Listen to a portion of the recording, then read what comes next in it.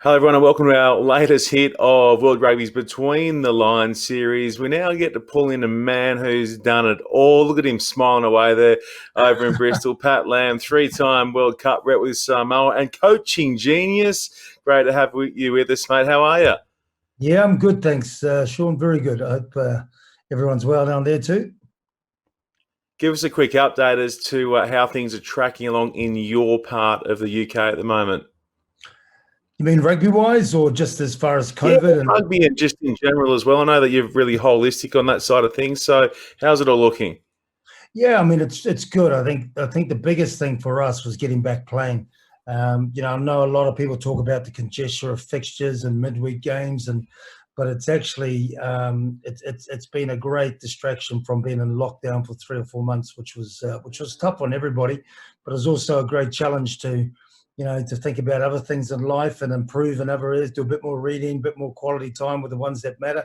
But in the background, we were just waiting when we're going to get ready to play, and now we're in the thick of it. It's been fantastic. How'd you keep them fresh through that period? I think it was quite a good one because we put a real ownership or theme on this year around ownership.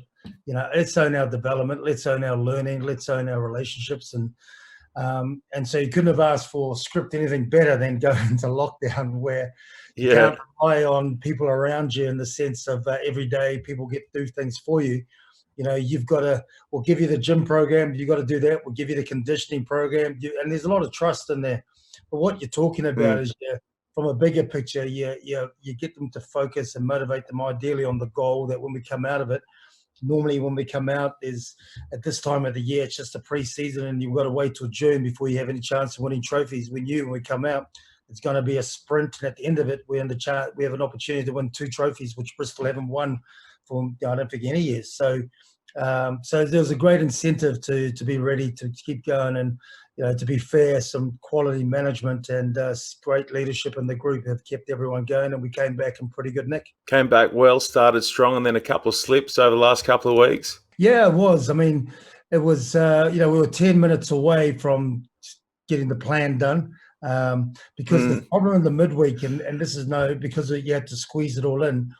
It's certainly an advantage when you have home, away, home, rather than what we have twice now is away game, home game, away game, because there's the recovery side of things. But then we had to go to Sale, and obviously Sale's the toughest, the furthest journey for most teams. And Friday night, holiday traffic. And we ended up, like, instead of it being a 2.5 hour, we ended up being a 5.5 hour, close to 6 hour journey. And then you're not getting home to your bed till like 11 o'clock that night. So tied in. So the good thing about resting guys, you can't play your strongest team in that game because we're also on regulation minutes, but it is important to make sure that we get our recovery right. So ideally, if we'd won that game with 10 minutes to go against Exeter, we would have given ourselves a buffer. But we didn't, and then put all of the young boys, and it was a great learning experience for them. We sit in third, but it's going to be 5 games to go. Everything's up for grabs, and you only need to get into second. Exeter are way ahead on everybody, but it's just got to get to the finals is the most important thing. It'll be exciting. We'll touch on some of the games to come and some of the players you've got a little bit later. First up, though, mate, I wanted to rattle through how you came to be in the Northern Hemisphere. I've been going through your old highlights and some of Samoa's old highlights this afternoon, prepping up for this. So 3 World Cups with Samoa, and then you made the jump over the Northern Hemisphere. We'll come back to the World Cup stuff, but firstly, why did you choose the Northern Hemisphere as your next port of call off the back of 99?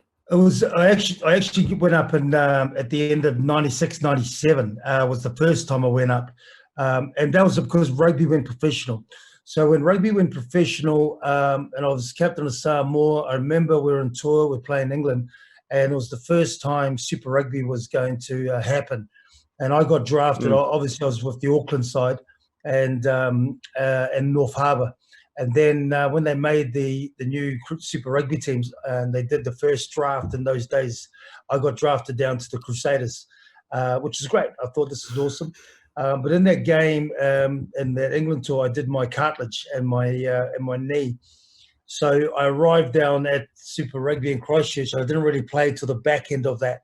I actually got offered a 3-year deal by Steve Chu and Wayne Smith to stay at the Crusaders, and I was really keen because I enjoyed my time down there.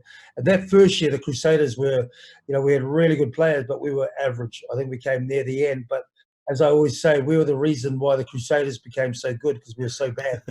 But really, no, it was on the back of that they were able to tidy things. So I was really keen to be involved there for 3 years. But in those days, you had to get cleared by your province because it's still new. And North Harbour blocked it and said no. And then I went away at the end of that year, and I was annoyed about it. So I went away to with Samoa. We had a tour again to the Northern Hemisphere. We played Ireland. And while I was over there, that's why I got approached for a few clubs. And Rob Andrew came to the game in Dublin, and we hammered Ireland 40 points at Lansdowne Road. It was a good time to play well. And Rob asked BG Williams if I could have a little tour of Newcastle on a day off. And so I went up there, and I was obviously blown away by the vision and everything in Newcastle. And that's how I ended up in. I got out of my New Zealand contract and got up to the Northern Hemisphere, which was great. And it was good because in those days, New Zealand would only pay us standard money for New Zealand-based players. But, because I was Samoa and I wasn't eligible for the All Blacks, certainly it was a good pay rise to go back to the Northern Hemisphere. And I had 2 young kids at that stage with the third on the way. I bet it worked out perfect. How much did playing out there factor in? Are you returning to that part of the world and then coaching? It was a massive part, I would say. And I say it to a lot of the guys. I remember at that stage, there wasn't many Pacific Islanders up here at that stage. It was myself, Inga Tui Gamala, Guy Tor Vaenga, Brian Lima, Freddie Tuolangi. I remember after tours, we would say, look, we're going to be the pioneers here, and we've got to represent our clubs on and off the field, represent Samoan people, Pacific Island people, so that they realise these are good investments to make the way for the other guys to come through. And now there's plenty of them up here now, which is great. But I always felt that, by doing well up here, you created so many networks, people in the clubs, but people around the place. And I would honestly say that, obviously from that, I got an opportunity here in McGeechan later on when I was finishing up with coaching with Scotland. But certainly coming back into clubs, a lot of people knew who I was through my time here when I was playing. And we loved it up here, me and my wife. And I always knew, even when I was doing Super Rugby and Auckland ITM Cup, Super Rugby, that ultimately I wanted to get back to the Northern Hemisphere because it's the ultimate of coaching. Because in Super Rugby and the ITM Cup in New Zealand, you have your team for a period of time. Then they all split up and go to another team, another culture, and then they come back in. Whereas in the Northern Hemisphere, you got this group. You sign someone for 2 years, 3 years, they're with you for 2 or 3 years unless they're playing international rugby. So you could build a culture, you could build a real group and grow the leadership and bring that team through. And so that's why I always knew I'd come back at some stage, hopefully. It's one of the things people always reference you to, the ability to build a really strong culture and make players gel and squads stick together. What do you find is like the key turning point with a lot of guys? Is there one particular thing? I think the clarity of vision is the most important thing, and being really clear. I mean, I use a lot of my life experience, but certainly my time as a player, to always ask the question, what motivated me, what inspired me, or what made me want to give my best. And when I always come back to that, I would used to be, well, first of all, I wanted to know who am I playing for? And in the old days, it was really easy because this is my school, this is my club, this is my province, it's my country. That's why playing for international rugby should be easy for motivation because I represent my country and everything. So you need to understand what that is, certainly in club rugby and when professionalism came in. The next thing I wanted to know is, do I have clarity on what our game is and what we're trying to do and what our vision is? And then the next thing I want to know, do I have clarity? Is it clear of what the expectations of me are, whether it's on the field or off the field? And then the thing that bring it all together, do I trust the guys around me? Do I enjoy coming to work or to being every day with these guys? Because again, in the amateur day, and I was blessed to play at the top level in the old amateur day, and also got the second half of my career in the professional. And I quickly realized, well, professionalism isn't getting paid. It is the way you do things. That's being professional. The money is the bonus, which it was when all of us guys rugby turned professional. We go, oh, fantastic! It's suddenly getting money for things we do for a passion. So so what you're trying to create is that when you have those things, clarity on vision, clarity on purpose, clarity on my role, and I trust the guys around me, suddenly it doesn't work. I love coming here, and suddenly I'll give everything to it, and then you see, and I always put I recognize there's a lot of words for culture, and then I started to, as I drilled it down, what is it really is, I came up with love. Love is the thing for me, because the word love has been sort of messed around from all media, the whole lot, people, and confusion. But when you think about it, it is very simply sacrifice oneself for the benefit of others. That's ultimate love. And if you want to test that, just think of the people you love. Would you do anything to make sure that they can benefit? Of course you would. And so when you're able to recognize it, when I see guys, older guys helping the younger players, I mean, that's a lot of love. When I see it in our game of contact sport, when someone's exposed on the ground and he's going to lose the ball for the team, and you're facing a guy who's 120 kilos, he's over the ball, and you're only 95, and he drops down and blasts that guy, mate, that's a lot of love too. So recognizing, understanding what it is, and then emphasizing it. But you bring all of that together. That to me is culture, where you have all of those key things. Well, it's worked for you across both Ireland and in the UK now as well. Who did you learn from, though? Who were the coaches that you picked up bits that you've now transferred onto the players under your guidance? Yeah, it was interesting, because certainly when I came through, when I was coming through as a youngster, there was, club coach. There's a guy called Eric Kalassi, and he was, I would say he was real emotional, and he got me going to a game thinking I will, walk over fire for this guy, and the way he did it, and because of his relationships. Then there was a guy. Then Graham Henry obviously picked me for playing 21s, Auckland 21s, when I was still at school with Tui Gamala and Craig Innes. But what I learned from Graham was the game. He challenged and he asked good questions, the detail of understanding the game and how you could think outside the box. And I remember him saying the question, it's funny, the question I asked all the time to the players, is it easier to attack, 20 meters from the line or 80 meters from your line? And he said, thinking about it from defense. And I said, first thing you say closer, but it's actually further away.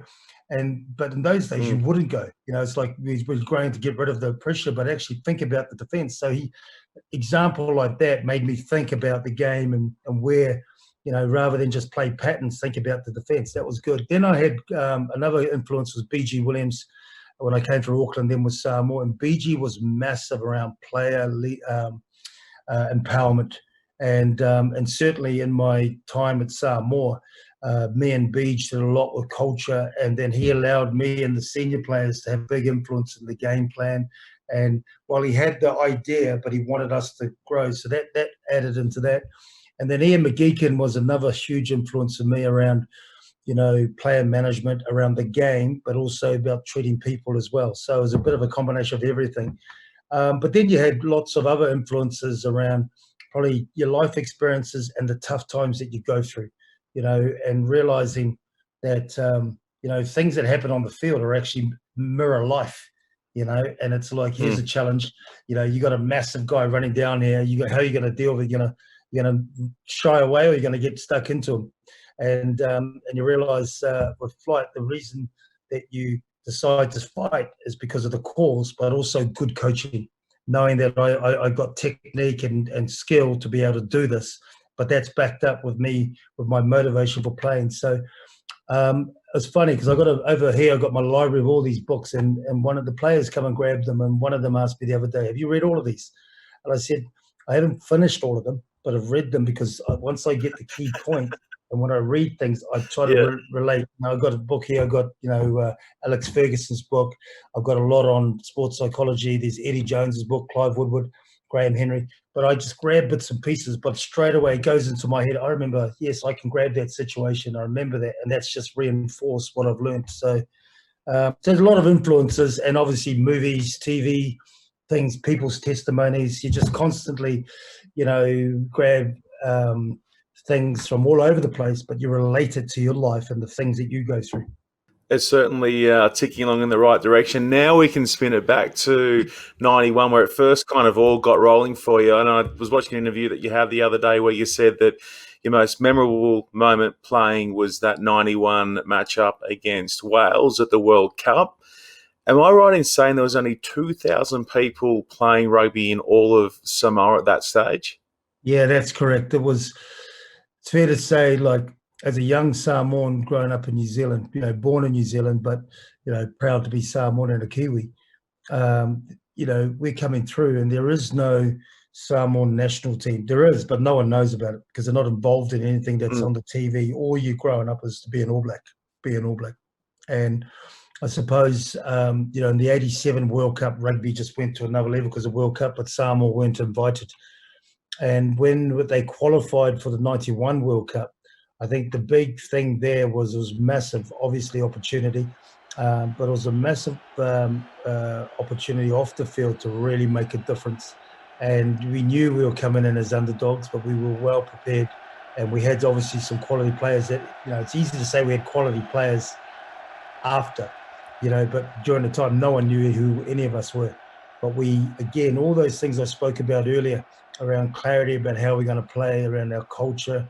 And the Samoan culture is fantastic. There's a lot of, obviously the foundation is our faith. And so there's a lot of, it's easy to, we're going to pray or we're going to have Bible study or we're going to have prayer before, that's just part of the culture. So, but you can't, to do it in other teams, you got to be respectful for everybody. But it's just a simple thing that brings together. And then there's songs, there's always dance. In the change room, someone's dancing. On the bus, someone's dancing or singing. It just becomes such a joyous place to be, But that's only takes you so far because it brings the team together, but you got to have a good game as well. So, no, it was, and the impact that had on suddenly young Samoans, because I was a school teacher, and all my young Polynesian students completely changed to I'm going to play for the Money Samoa, and out of that World Yeah. Cup, first time ever invited to play against the Aussies, against the Kiwis, but New Zealand. It was only Wales, I think, before, and then Ireland got the invite. England, we got the invite to play England, and that again, similar to when I talked about coming up here, that group opened the way for the next group and for Samoan rugby. And even rolled into 99. Didn't you clip Wales in 99 as well? Yeah, in '94 they came down in '94, and we clipped them in '94 as well. That was I felt sorry for them because they came down after I think the end of their tour in New Zealand. And when I was captain of Samoa playing in RP is tough. But I knew the way the sun was. And I knew when they come here after spending time in New Zealand that they would want they got sun, they'd be by the pool. And when they came up, I know that most of the time you can see the sunburnt. And I used to always, if I win the toss, I put them on a certain direction where the sun just coming hard at them, and then it goes around in the second half.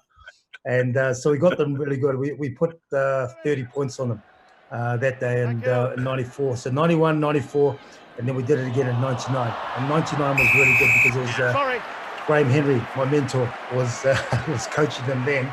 They were on a 10-game winning streak, beating all the big nations, and they hadn't lost at Millennium Stadium.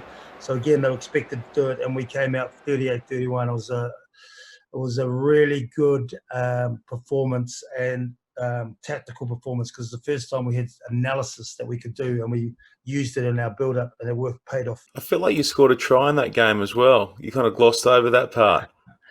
Yeah, it was that was the bonus of playing up here because honestly, I had a few run-ins when I was captain of Samoa before I played up here. I just felt I could sense the difference when I played for Samoa and the way that they ruled. That it was like we didn't know the rules of the game compared when I played with teams like Auckland or other teams where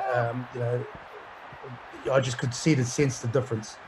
But coming up here and getting good relationships with people like Ed Morrison and Brian Campbell and Tony Spreadbury, all these, so I knew them because I was obviously captain at Northampton. So I knew Ed well. And when they had a big line break and they were running down, and I came on side, and I knew we were in big trouble. They're going to score here. So I actually called out to Ed, I'm on side. And they came out to Neil Jenkins, and I knew I could see what was coming. Scott Quinnell was going to run off him. So I just took off and got in front of Scott Quinnell, and thankfully Jenks didn't look. He just passed it straight to me. and then I had a nice sprint to the line, and I knew, because you could hear all the players going, offside, offside. You heard Ed go, no, he's all right, he's all right. So it was a real bonus to be playing up here at that time. So how of those two? So obviously 91's your top pick for games played with Samoa. Is that second win against Wales in the World Cup number 2? No, probably the one was the 95 World Cup, when I was conscious that Fiji had done it before in 87, got to the quarterfinals, and everyone talked about it, but they think it was a flash in the pan. So 95 was all geared around making sure we could do it again, get to the quarterfinals, because everyone thinks it's just another flash in the pan. And we had a really good side that year as well. And unfortunately, a lot of those boys after it went to rugby league. They did, before rugby went professional. But when we beat Italy, we just lost to England, but we had Argentina, and we knew if we could beat Argentina, then we would make it through. And again, it was neck and neck. We were getting annihilated in the scrum, but we broke out, scored in that game as well, and that was, we were hanging on to the real end, trying to defend our line. And when the final whistle went, there was massive emotion. And I remember the people of East London. It was a real strong black community, and they were cheering us on. They were singing in the hotel. But it was such a huge relief to know that after that game, we made the quarterfinals for the second year in a row. And again, it was a real quality time for Samoa rugby through the 90s. Geez, you got to play alongside some decent players too, hey, in those teams through 91, 99. Yeah, there was. So there's some real quality guys. I mean, the late Peter Fatialofa, he was the captain in 91, and me and him shared the responsibilities, and he was awesome. Like, even when I was asked to be the captain, I needed Fat's blessing, and then he became the vice captain, which is not many guys would do that, but he knew that it was important that I'd be around longer, and he said, look, it's your time and I'll support you. And but he was a tremendous character. Like, and he knew, he just had his timing right, when time to relax and have a joke, and time to be serious. And he had a lot of experience. And and then obviously he had the Bunces and the Baships, and there's a lot of quality. And Tor Vainga was also, he was like the chief of Samoan rugby. And because I was New Zealand born, I used Tor as my sort of vice captain, and he did a lot of off-field stuff, dealing with cultural issues and stuff like that, which was great. It's an awesome era, and now you get to sit back and I guess watch on, as you've got such a vast squad of guys there with you at Bristol as well. Can we start climbing into how you bring a squad like that together? I've just gone through it again, seen the team name for this week. It's ridiculous. How do you get them all together, and how do you get them to tick? I know you've touched on it before, but like, when you bring in new guys in, how do you get them firing bang out of the blocks? Okay, the thing about building the squad is, obviously I inherited the squad that I got when I got here. I have a one-pager sort of team profile that I'm looking for, around positions, around character, and so forth, and particularly around the way that I want to play. With a vision for the whole team, the backs, the forwards, and so when I bring in my management team, it's about making sure there's clarity and there's alignment around those things. So they got empowerment to drive, the forwards they want, all the backs, but it's got to be aligned to the bigger picture. And then when we're looking at the players, the thing about the Premiership, it's ruthless. It's week after week. So no way the one player is going to play every single game. So the plan when I do a profile of a squad is to have, ideally, number 1 to 15 has to be world class or heading towards world class, ideally, in each position. The second tier is around guys who will compete against those guys, but will be week in, week out, can play at this level, potentially higher. And then 3 and 4 have to be the young ones, the young, ideally EQP English players who learn off 1 and 2, but then can compete against them. And I think that's sort of the model. And then obviously you have a salary cap and you're trying to work out what's available. Now, I've been offered some really quality individual players that I haven't gone because either it hasn't fitted into the profile, or I already have some. And that's been the issue, I think, when I look at Bristol before and I see other teams. Sometimes you have a budget and money, you go, yeah, I'll take him, or yeah, I'll take him. It's all reactive buying. And then suddenly you got 3 guys who are 30-year-olds, same position, so there's no succession planning. and you also, a lot of your money's gone into one position. So it's constantly in recruitment. I put in a system around that profile, around our what we have and the depth chart, what's coming through in the academy. And so when a player comes up, so if I look at someone like, I look at our group and Charles Piertel. I had Charles when he came through at school, and I brought him through the academy. So I knew the type of player, I knew the person, he was going to be quality. He was obviously playing really well in other teams. So I knew that he would be a big impact on the field and off the field in our group. So I was able to bring him in on that vision. Semi Radradra, I remember seeing Semi in the NRL. I think, man, awesome. But I knew nothing about Semi, so I just looked and admired players like that. And it wasn't until I coached him in the Barbarians, where I spent a week with him, and I got to see him off the field, talk to him, get to know him, realized, now that's different. I've seen the X factor and the quality, but now I see the person. And then I'm in my head going, that will fit. It's the same, so I go through in that area, but the rest of the guys, when you're building it, it's all got to fit into the jigsaw to make sure you get a well-balanced group. And when they're coming in, it's not only about them, it's also them understanding what we're trying to achieve. And go back to the first question. Mm-hmm. What's our purpose? Yeah. What's our vision? What are we going to do? This is our culture. This is how we do things. This is how we're going to play, and make sure they're aligned to it as well, so they don't get any surprises when they get here. I get more satisfaction when players say to me, oh man, it's exactly what you said. I say, how you find it? Exactly like you said. I don't want surprises. I'm a guy who doesn't like surprises anyway, so it'd be good for others not to have them. Just back to Semi, does he do things on the training field that are as ridiculous as the stuff he does out in the middle when he's playing? I'm actually looking at getting highlight reels of his training. It is crazy. I mean, even things that you can take for granted, like you get just the timing of when to deliver the ball. So it doesn't look flash, but suddenly someone's breaking a hole.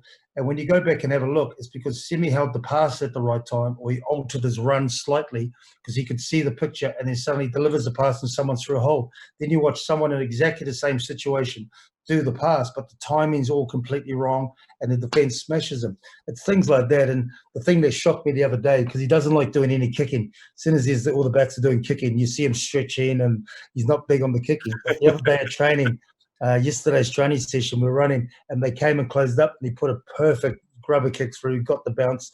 A guy came in, offloaded it out the left hand. He stepped this way, offloaded the left hand. Someone scored. Everyone's just going, whoa.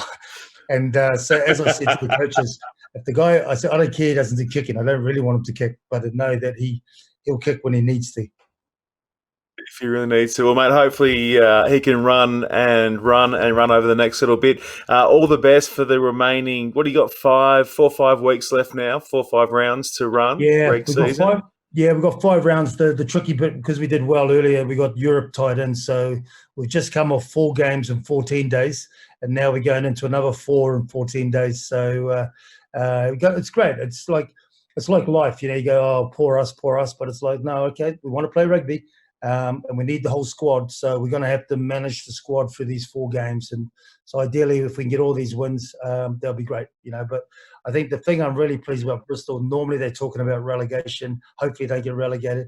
Now everyone's worried, are we going to be in the top 4? And it's great that I'm pleased for Bristol people that at least we're in those conversations now. Mate, hopefully it all rolls out the way you want it to. Thanks so much for checking in with World Rugby's Between the Lines series, and we wish you all the very best over the next little bit. Thanks, Sean. God bless, buddy. Take care.